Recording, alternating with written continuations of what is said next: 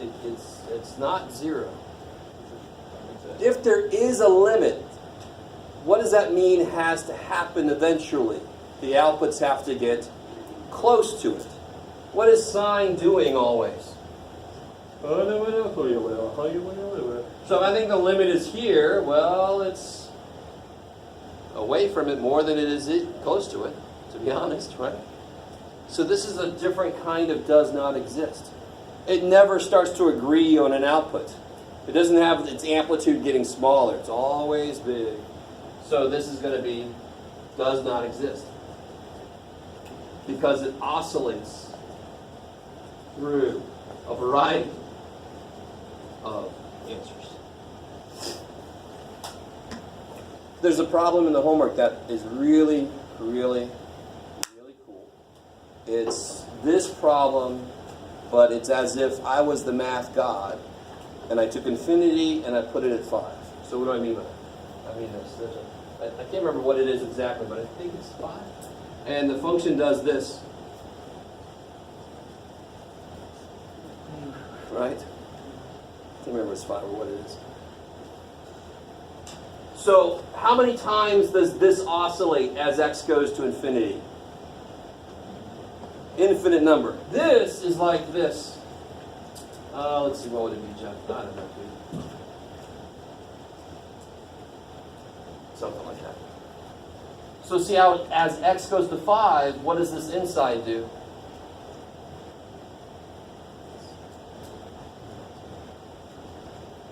As x goes to 5, what does the inside do? Yes, it gets smaller, goes to the inside. What does the inside do as x goes to 5?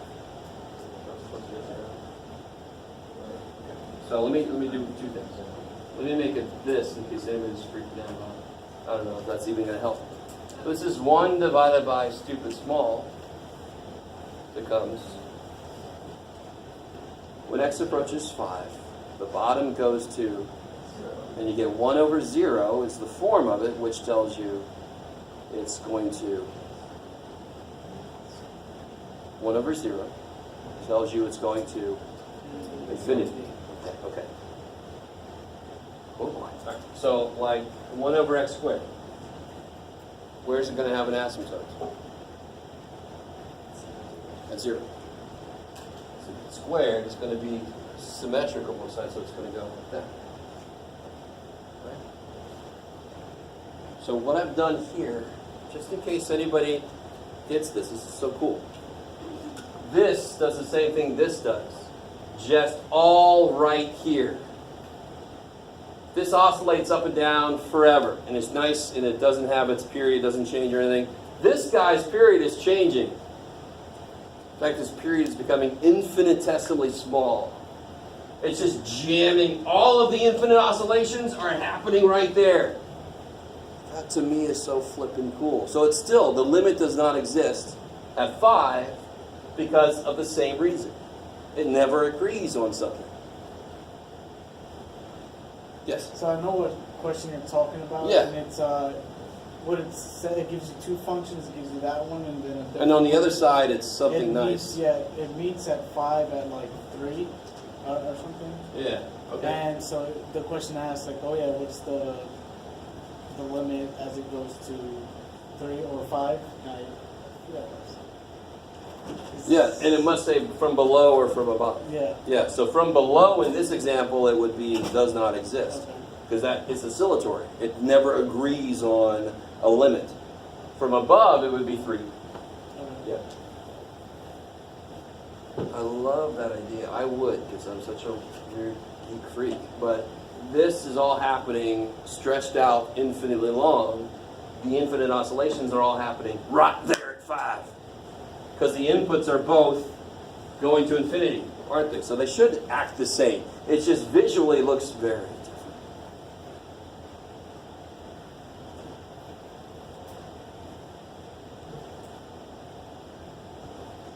All right.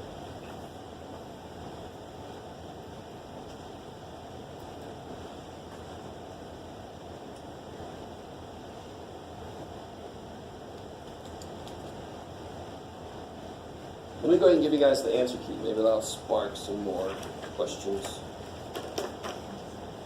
Yes? Can you give us an example of what's going on with the Oh, sure.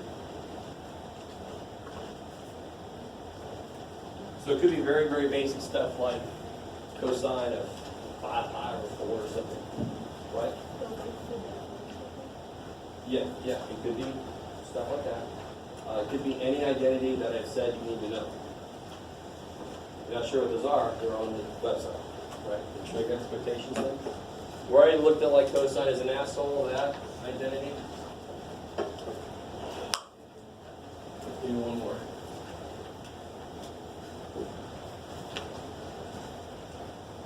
There we go. Yeah, you got it. Sweet.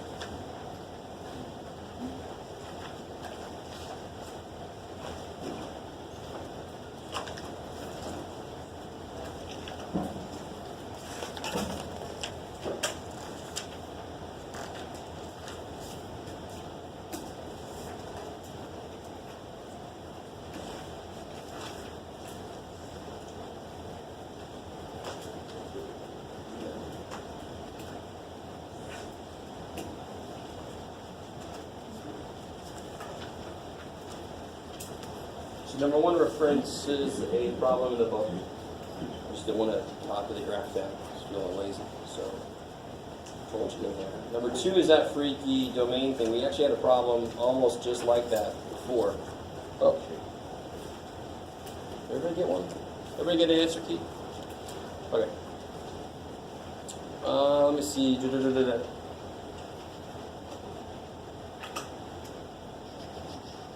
Oh, and then 3 is, now remember, the thing I said about limits, doing them algebraically, what could that mean? What different procedures might you need to use if I say calculate this limit algebraically? Factoring?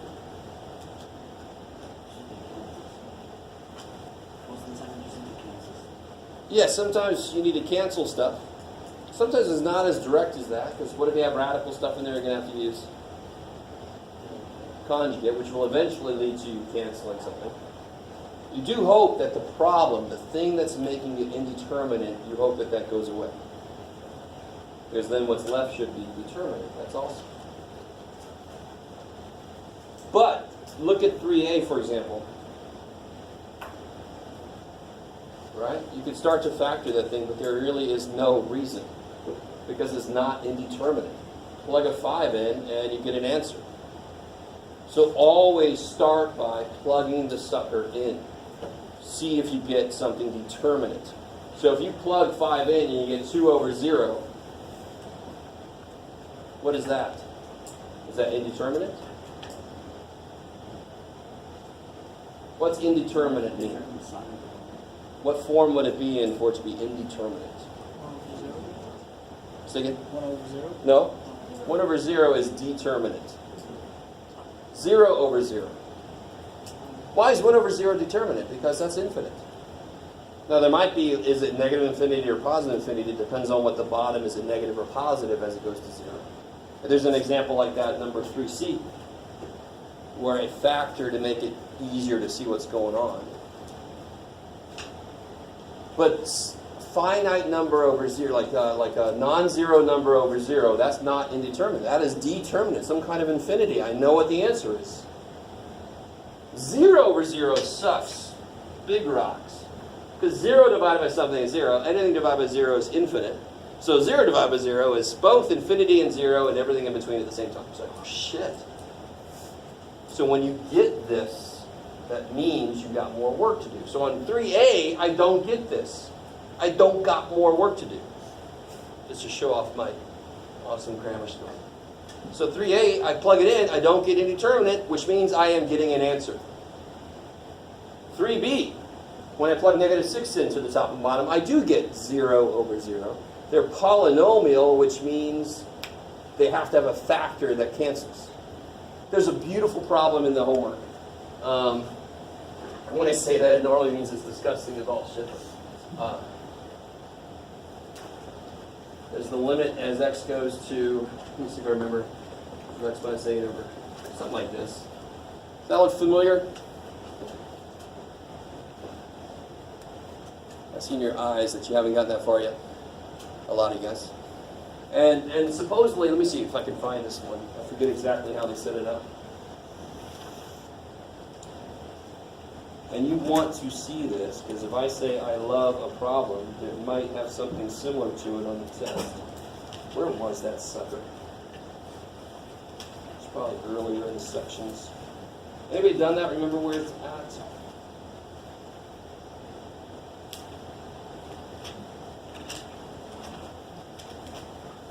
Dadgummit.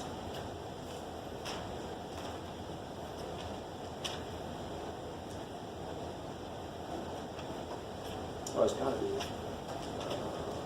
There it is. Okay. If that is 10, there you go. If this limit is 10, find the limit as x goes to 1 of f of x minus 8. Or actually, I think it just says this. Yes, beautiful. I love it.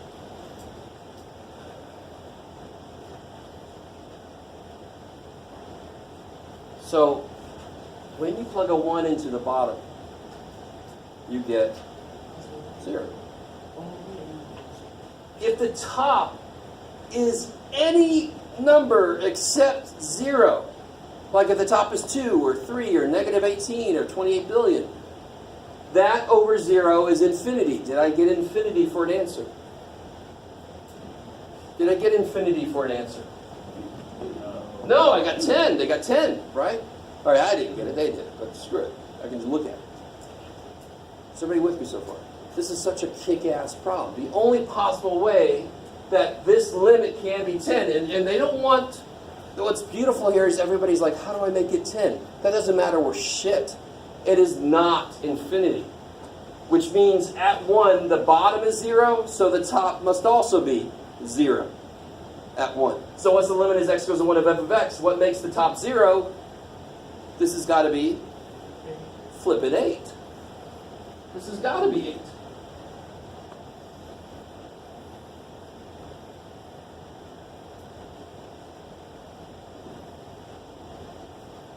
No, okay.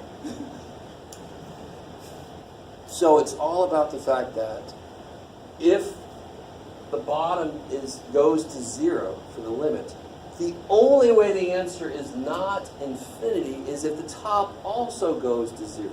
Over here, the problem we were just asking about that, what was it, a go to negative 6. I love the top. Yeah, baby. And then the bottom, what was the bottom to begin with? 2a cubed minus 72a. All right, now watch. If I plug negative 6 in and I got a 1 up top and a 0 on the bottom, that means the answer is some kind of infinity, right? I got to be a little careful about if it's negative or positive. But I don't get that for the answer. And the reason is because the top actually is also 0. Goes to 0 as a goes to negative 6. So there's a very technical way to do this problem that some of you guys have the solutions manual and you try to redo it a little bit so it looked like it was you. You're not good at that. Stop it. You just write shit in the Don't do that anymore. That's stupid. But this is a very direct, beautiful way. The only way the answer is anything except infinity, because that's 0, is if the top is also 0. Does that prove it's 10 or something? That's not the point of this problem. What's the only way it could be not infinity is if this limit is 8. Maybe. Say again? Oh, could you? Yes, you could actually. You could. I just found something that cancels x minus 1 and then builds up from there too.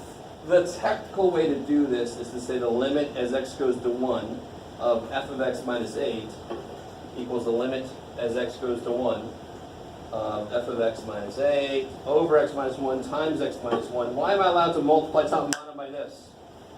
What's the only number I'm not allowed to multiply top and bottom by?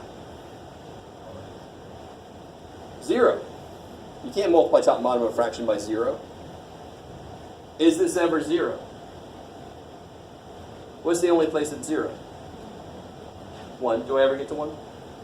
No. So I'm allowed to do this. What do I know about this? This limit. What did the problem tell me is true about this limit?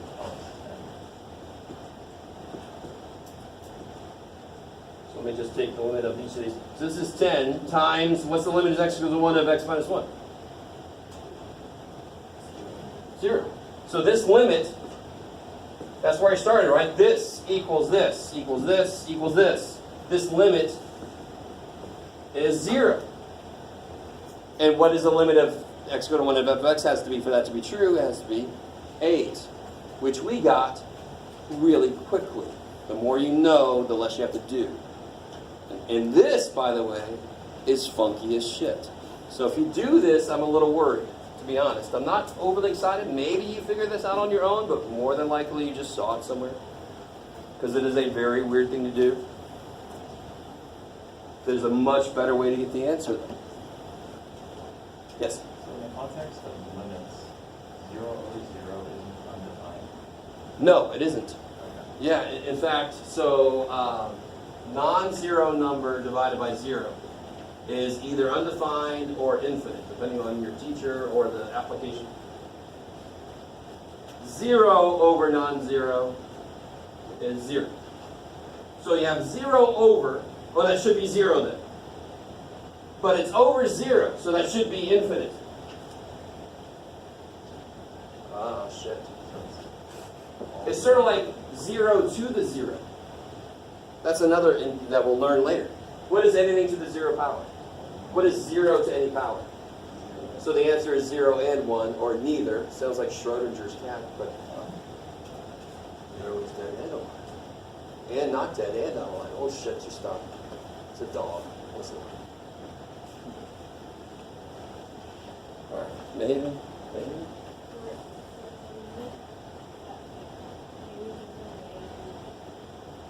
Say what? Okay. Why can you not? Can you reduce this? No, even though 8 is 5 plus 3. There's no way in hell those will cancel because division doesn't kill addition. Division does not kill addition subtraction. You can't just cut a piece off. What's the best way to do this? Factor it out. Yeah. You're hoping to God that the factor of these that are making them 0 cancels. And if it's polynomials, if it's a rational function, that's going to happen. They're both 0 at the same point, meaning they both have the same factor. You can use that as a clue how to factor this shit. You know they both have to have an a plus 6. You know I'm going to put a problem on there that involves sum or difference of cubes. So if you're not good at factoring that, you do want to take a second and make sure you get better. You know I'm going to put that on there. A lot of the reason why I put stuff like that on is to keep it alive in your brain. When you get, if anybody has to take Calc 2, there are certain things I have to keep alive in your brain. Because if I don't, when you get to Calc 2, your teacher's going to be like, why don't you know this shit? And you're going to be like, I haven't used that in the semester. Then they should come find me and slap me in the face if I do that to you, right? So that happens to me a lot. I have teachers that don't keep things alive. I teach the class, everybody's forgotten it. I'm like, shit, let me reteach this to you. Just keep it alive. Yes?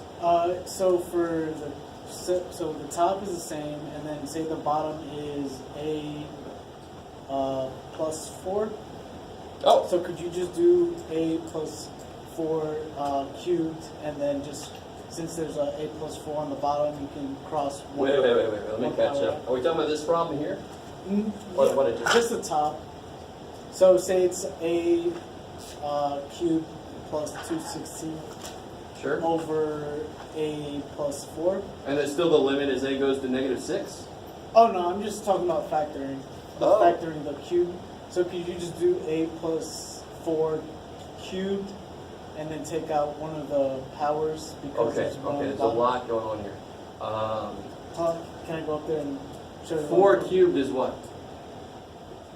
216? No. Oh, 6, sorry, 6. That's what I meant. 6, okay. Yeah. Okay. So then, could you change it from a to a plus 6 cubed? Okay, now Take real out- quick. Why is this not equal to this? Because do cubes just distribute across addition? What's 2 plus 3 squared? It's not 4 plus 9. Right? Because 5 squared is 25, not 13. Right? Why don't powers distribute across addition? Because what are powers based on? What operation are powers based on? Multiplication. So they play well with multiplication. They do not play well with addition, which is why I have to write this 3 times. I get a lot of middle terms. So there's no way in hell this equals that. Because does this have any middle terms? No. That's what the little dude, big dude does for you. It allows for one of the terms to kill all the middle terms. That little Pulp Fiction dude. Did I tell you guys about that? Yes.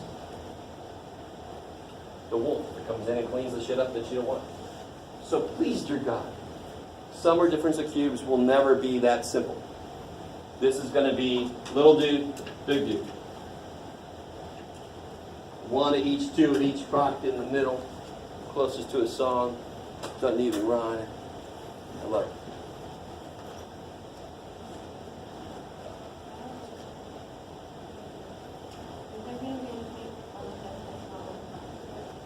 There could be, yeah. The practice test. If you do really well by yourself on the practice test, you should do really well on the test. Is there any way in hell I could capture every possible type of thing when it would be this big of a practice test, right? But there are no concepts that will be on the test that are not represented on the practice test. There will be inverse functions to find, there will be graphs to analyze, there will be limits to do, right? I know I keep talking about this, and I'm sorry. I'm getting old and I start to rant. But I have colleagues that have practice tests that are exactly the same as their tests. I want you to learn, so I'm not going to do that to you. All right? If you think that's good, you took the wrong person. But still, I'll have somebody complain. They'll say, on this test, we never saw a problem like this. So then I'll come back with the practice test problem circled, a list of homework problems that are just like it. So I'm not going to give you something on the test that you've never seen before. You with me? All the concepts on the test will be things we have seen before. Okay. If you didn't do any homework and you only did the practice test, will you do well on the test? Probably not as well as you could. Right? Even if you kicked ass on the practice test, there might be stuff from the homework that would have helped you with stuff on the test.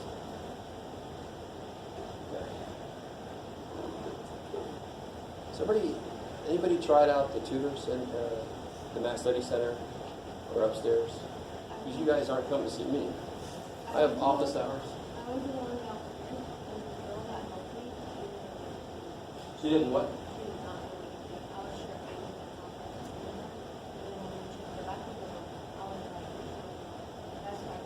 know. Okay, so what you do, that doesn't mean they're all bad. That doesn't mean she's even that bad. It might have just been an off day. You fill in an evaluation. If you didn't, you're screwing other students over. So you want to fill out an evaluation, you can identify the tutor, and then the tutor can get some retraining or whatever. I was in charge of the tutor center before, and I had to fire a couple people, but I also gave awards to people based on my observations and evaluations. Right? And then she started scaring me about it.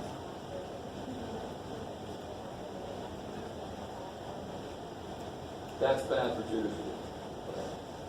In general, that's bad. Yeah, on your evaluation, if you go back and you remember who it was, put down that they were unprofessional in their But comments. then when I went upstairs, Good. he All right. took her class. So the downstairs is for like quick questions. Upstairs is if you want somebody with you. If you have a bad experience, please, dear God, fill out an evaluation. Don't give up on the tutoring. Another tutor might be better. There's nothing wrong with saying, no, I just want to talk to somebody else. Nothing wrong with that. The tutor should go, oh shit, something's wrong with my way of explaining things. Right? It's like if you don't want to take me again and you take somebody else, I'm not going to go, oh man, I suck. I'm just going to go, oh, they want a different teaching style. That's fine. Right? Okay. But the upstairs was good? Okay. And they took my class? And they didn't hate me? That's different. All right. Sweet. I live for teaching. I do. And I live for answering questions. I love classes that have a lot of questions. Yes? So, okay. Speaking of that, Another kind of big, why is ax squared plus bx plus c called a quadratic? oh, all right, because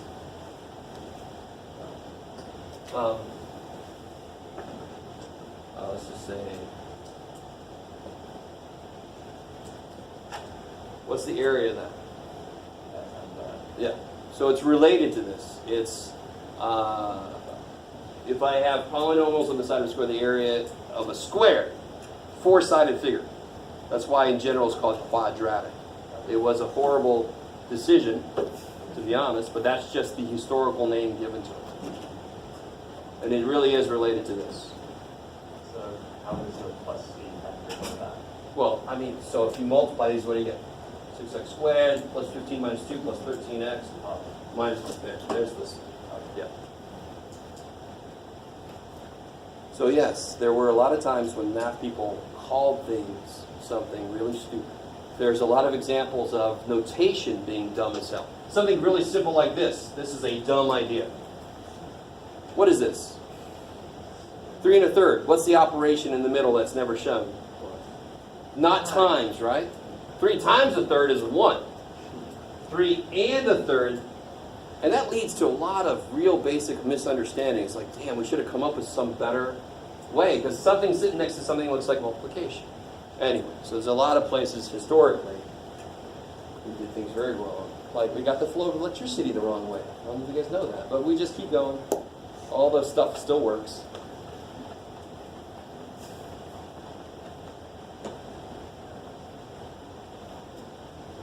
Yes? What's the least squared, or least squared method? They like reference that a couple times in chapter 1. Usually like your calculator or computer will do that for you. Or That's normally a regression thing, least squares method. Do you remember where that showed up? Or was that just in your reading? Okay, so there's something called correlation. So like very often when I get enough homework data, I like to show this graph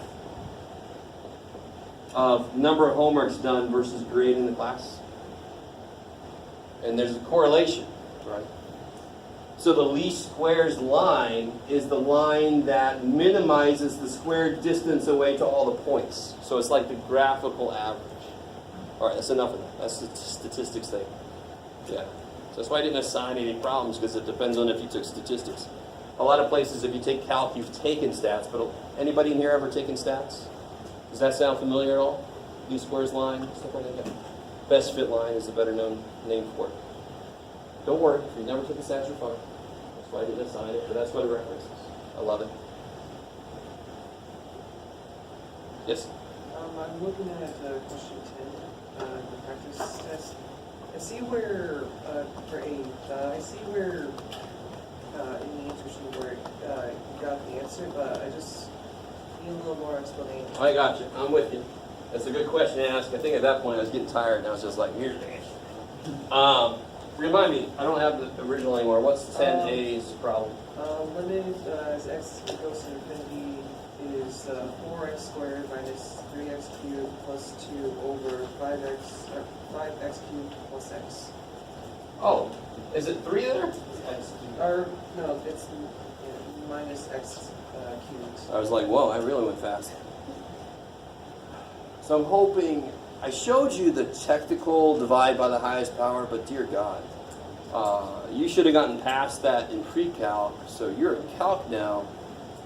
What's the situation I'm in here? Is it infinite, letting x get really big? Yeah. The degrees on the top and bottom are the same, so the answer is going to be ratios of the coefficients of the highest degrees. Right. So it's just negative 1/5. Yeah. Yeah. Just, Yeah, there's a 1 there for 1/5. Yeah. And in fact, if you just show me this, that's beautiful. If you put this, I'm worried.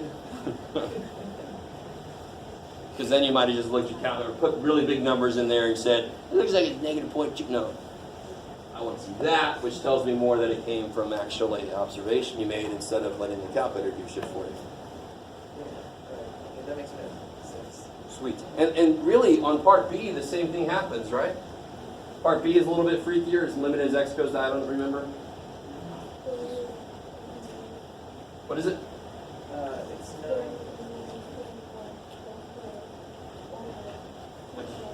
9x to the 4th plus 2x over 2. Sorry, I couldn't hear you. 2 plus x minus 6x squared. Do you see how technically the top and bottom degree are the same? Yeah. Because the root of an x to the 4th is x squared. Well, I can ignore that because if x gets really, I guess it's infinity. If x gets really big, this doesn't mean shit compared to this.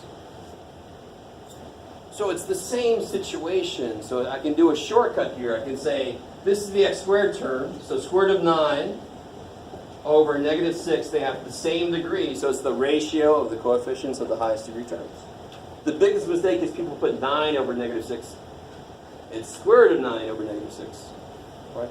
Or if you don't like that, you can divide by the highest power, cross through all your stuff over x's, they go to 0. Right, that whole thing? This is new compared to pre-calculus, but do you see how it's just one baby step from what you did in pre-calc already? Put some radicals in there, and you can think about what is the true degree. What's the effective degree of this? Squared. Same degree. Yes? Do you have to put the radical in the final form? Well, no, I mean, yeah. What's this guy's final form? 3 over negative 6, so negative 1/2. But you can't just put 9 here. You have to put radical 9 here because that's what it is. There's no 9 up here. There's a square root of 9 up here. I like it. So, if I had cube root of x, of 8x cubed plus 2 over x minus 1, do they have the same degree? The same effective degree? Yes. So the answer would be, for the limit as x goes to infinity, it would be cube root of 8 over negative 1, so it would be negative 2.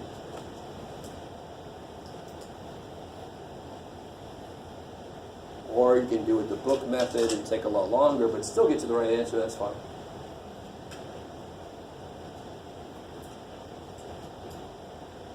Why would that bottom one be negative 1? I don't know, because I was doing it too fast, it should be positive 1. So this limit, x goes to infinity, this and this. So yeah, you're right. Cube root of 8 over 1, so it should be positive 2. Yeah, it could be plus or minus. Plus or minus. For b, no. Because the square root of 9 is 3, right? If I wanted a negative 1, there should have been a negative on it. Yeah. Right, there's 2 roots of 9, but when I write square root of 9, that is the positive root. Yeah. So when you square root, when you determine whether or not it's like plus or negative, or just positive? There is one point you have. The thing here is it's going to positive infinity, so I know that this, and plus the square root of x to the 4th is x squared. But if this was x squared, the square root of that is absolute value of x, then you have to be careful. So you do have a point, but with this problem, it's not a problem. I'm sorry, go ahead. Oh, yeah, so like with square roots, just like when do you determine, or how do you determine whether or not it's going to be plus or minus? You know what I mean? Because like sometimes you'll, like when you're evaluating an expression or something, and it's like a square root or something, you have to take into account that it could be positive or negative. And other times, like right here, it's just like, okay, it's positive. Well, no, so for example, if you had this, let me make sure I really understand what you're saying. And I said solve for y.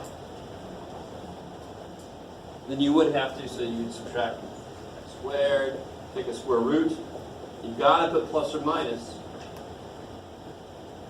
If you apply a root, you have to put a plus or minus to capture all the possibilities. Yeah, so, if x squared is 9, what squared is 9? 4? Yeah, so when you square root, the square root of x squared actually is absolute value of x, which is why you get plus or minus 3. So when the root is given, it's just... Yeah, when the root is given, they've already picked a positive or a negative root. When I apply a root, I have to give both. Something called the principal square root is the positive root. So if I said, what are the roots of 9, you would say 3 and negative 3. If I said, what's the square root of 9, I picked the positive one. If I wanted the negative one, I would have had to put a negative on square root of 9. I like it. This is beautiful. These are really easy to fall through the cracks, either of the math course you took or through your brain, if it's been a while since you took math last. Yes? Questions about like the last two questions on 2.7 and 2.9. I feel like, those conceptual ones that are just really good. 2.7, what was the last two? Or not the last two, but the last question of each. Oh, okay, what was the last question, 2.7? 52.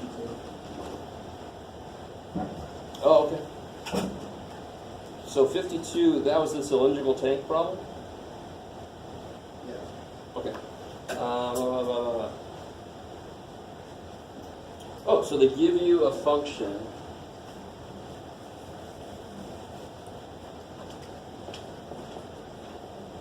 So the volume of water remaining in the tank after T minutes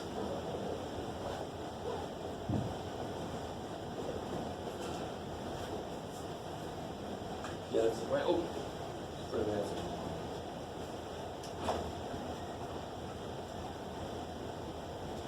And they want to know, find the rate at which the water is flowing out of the tank as a function of T. So basically use the limit definition of derivative on this. What are its units, blah, blah, blah. Right, so if I find V prime using the limit definition,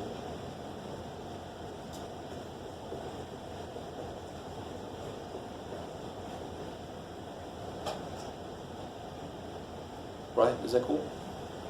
I mean, that's so my T, my X is now T. My F is now V. But it's still the same idea, right? Is that cool? So that's part of it. That's the first part of it. What are the units? Yeah, okay, good. The second part is, where are the units going to be? What's the better form to see units? V prime of T is also known as D, V, dt. I like it. And V is volume, and T is time. And here the volume is gallons. So this would be gallons per minute. Because volume is in gallons, time is in minutes. This form is beautiful for units. This form is beautiful for writing quickly. But if you want to know the units, go from prime notation to d by dt notation. This is Leibniz notation. I don't know if you Gottfried Leibniz and Isaac Newton. We're not sure who to give the credit for because they both developed calculus, but from very different perspectives. Yeah, you're like, I don't want to know that shit. I'm like, oh, it's too bad. But that notation and this notation mean the same thing, but here I can just read off, okay, what are those in? Gallons. What are those in? Minutes. Okay, there you go. Gallons per minute. That's the flow rate. Makes sense.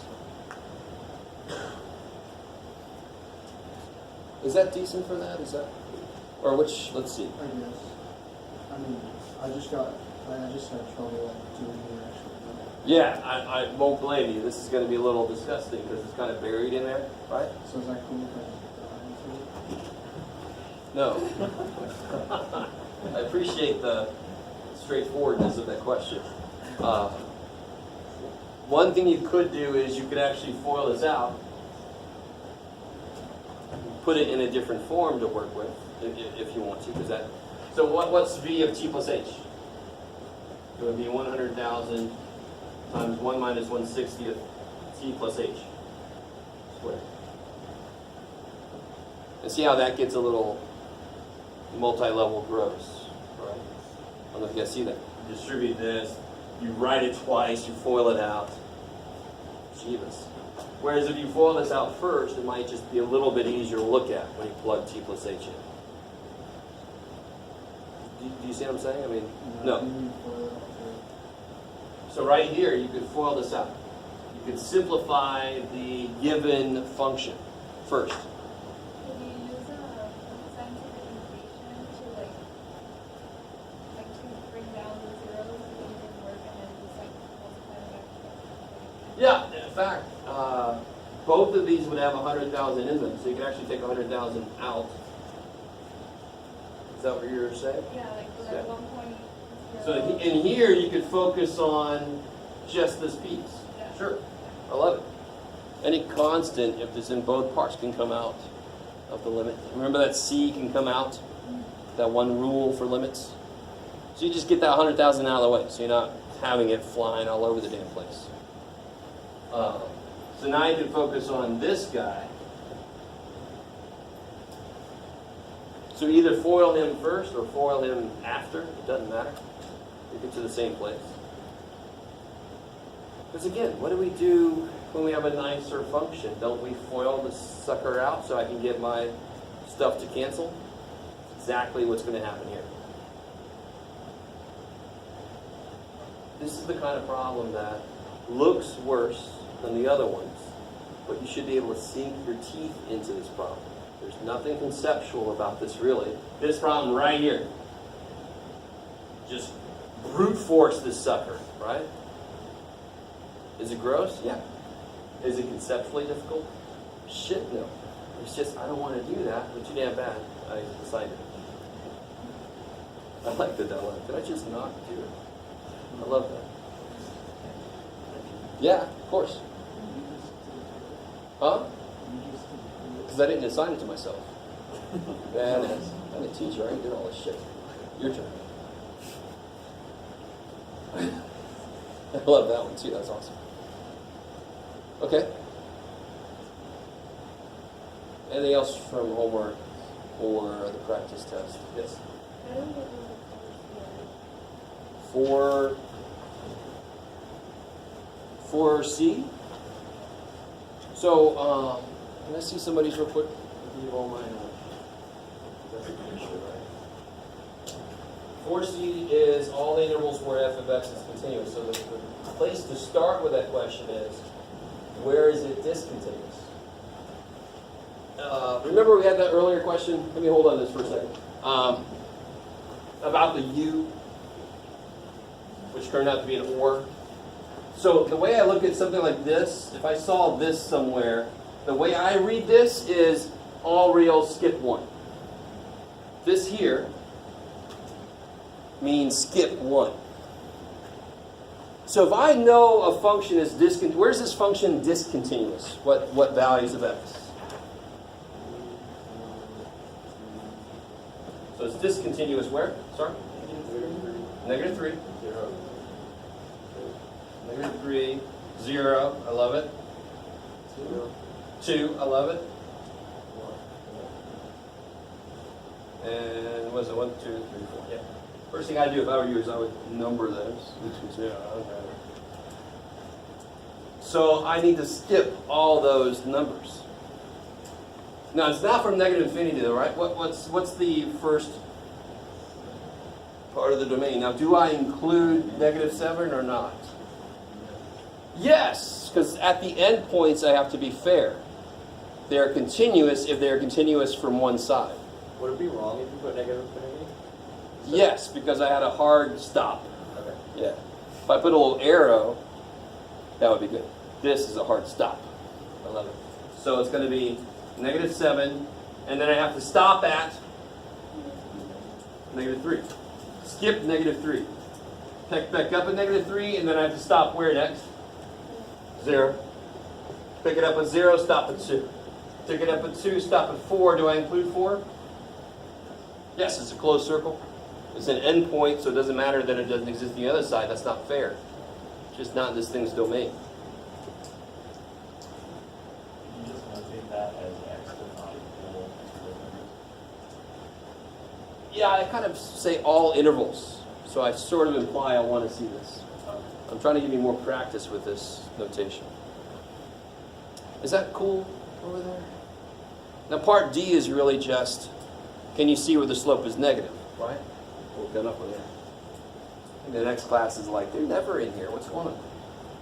So part D is just where, on what intervals is the function decreasing?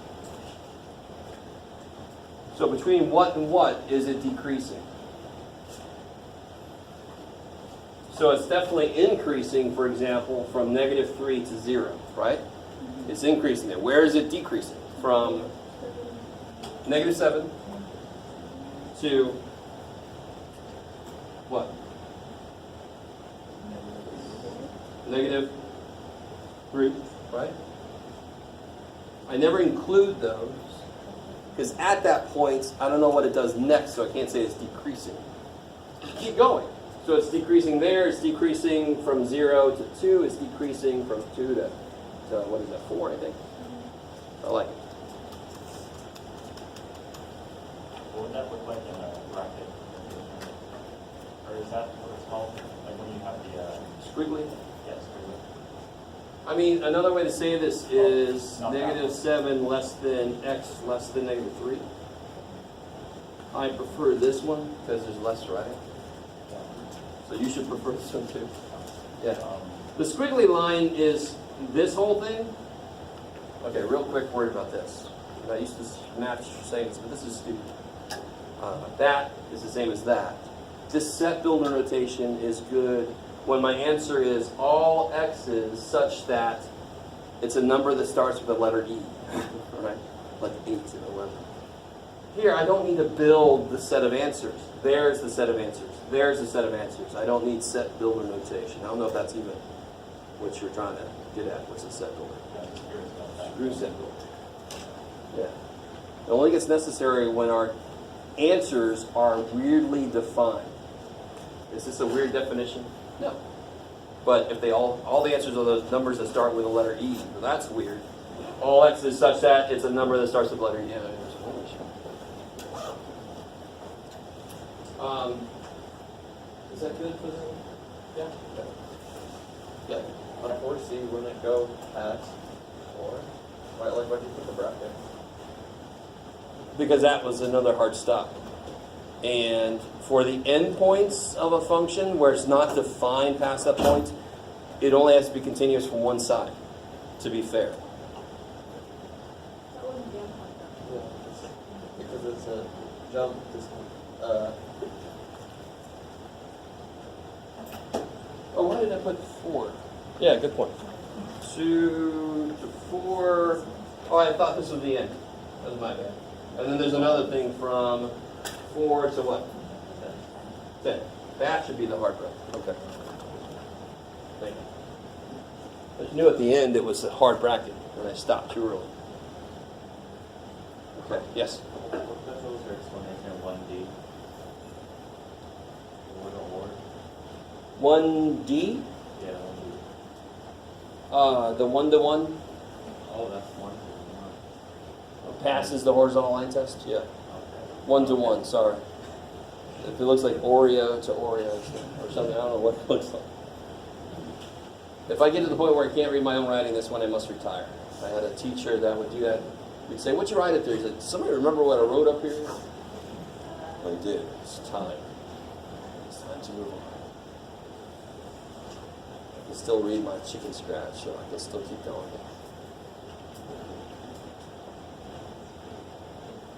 Commas instead of the union opposite, or if we put commas instead of the union. Oh yeah, yeah. On this example especially, I just said list the intervals, so you can make a list of intervals. So you don't really need the U for this one, because you're just listing intervals where it's continuous. Yeah.